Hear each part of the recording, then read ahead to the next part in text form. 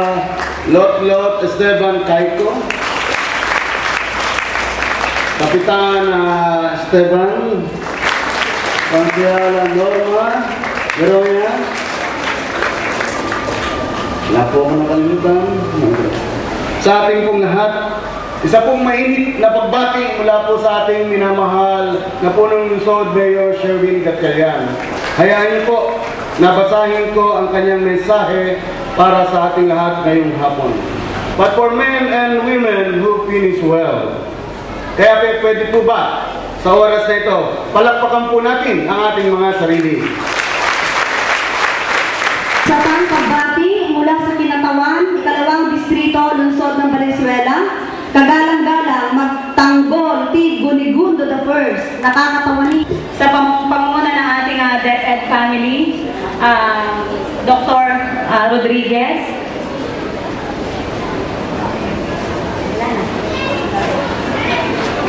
of course, sa ating pong principal, Paso de Blas Elementary School, Dr. Agustin, at sa iba pang mga principal dito sa mababang paaralan natin. Sa ating naglilingkod sa barangay, Kapitan Nanding Esteban, Kagawad Norma Veronia, sa ating number 1 councilor ng lungsod ng Valenzuela, Mar Morelos Beltran,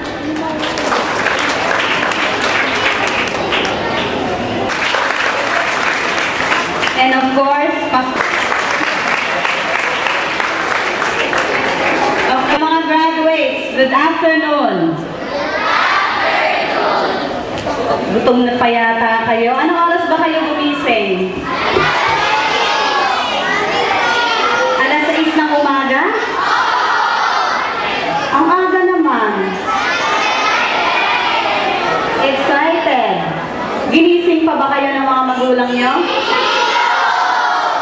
Ba, very good. Very good. Alam ko kasi, ang araw na to, ang graduation nyo, ang pinaka-excited dito ngayon, kayo, at yung mga magulang ninyo. Diba? Alam natin na ang pagtatapos, ang graduation, ay, magkahalong feeling, sabi nga, mixed emotions.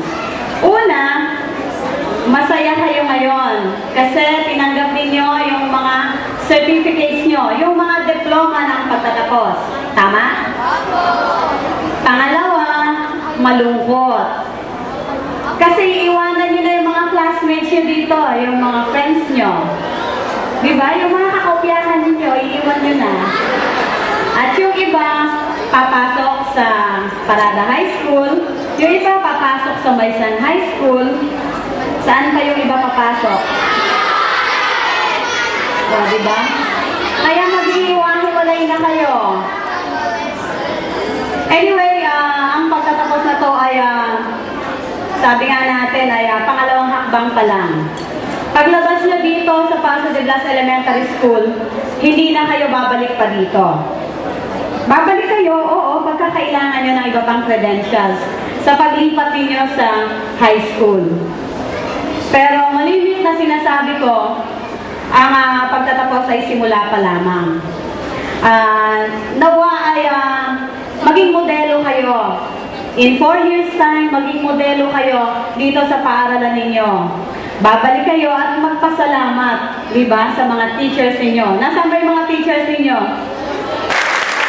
At syempre, ang inyong principal.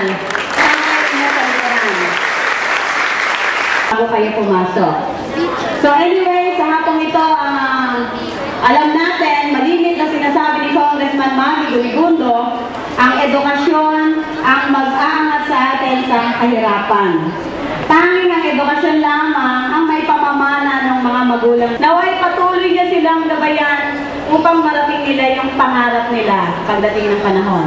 So muli po, in behalf of Congressman Maggie Gunigundo, Boy Carion, Mar Morelos, of course, aking mga kasamang councilor sa Moises Beltran, Ken Manalaysay, Johnny Tan, Tyson C, Jazz Antonio, at ang inyong lingkod, Konsehala Cecil Mayo, bumabati kami ng congratulations at naway maging maginhawa ang buhay nating lahat. Maraming salamat po. Sa maganda mensahe pinagkaloob niyo sa mga bata, naway magsilbing inspirasyon ito sa kanila. Ang panunumpa ng katapatan ng mga batang nagsipagtapos sa pangunguna ni Maria Neserica B. Larazo. Ako namin ang aming katapatan, pag-ibig at paggalang sa aming mga magulang, guro at paaralan. Pinangangako namin na itataguyod ang simulain ng edukasyon at gagamitin ang natutuhang kaalaman sa larangan ng pinahiriran ng Republika ng Pilipinas sa ilalim ng bandila at pagsubaybay ng buong may kapal. Ipinangangako namin ang aming lakas at hikain at mithiin ay sa bayan at kinabukasan upang Mga batang nagsipagtapos na pinamagatang New Race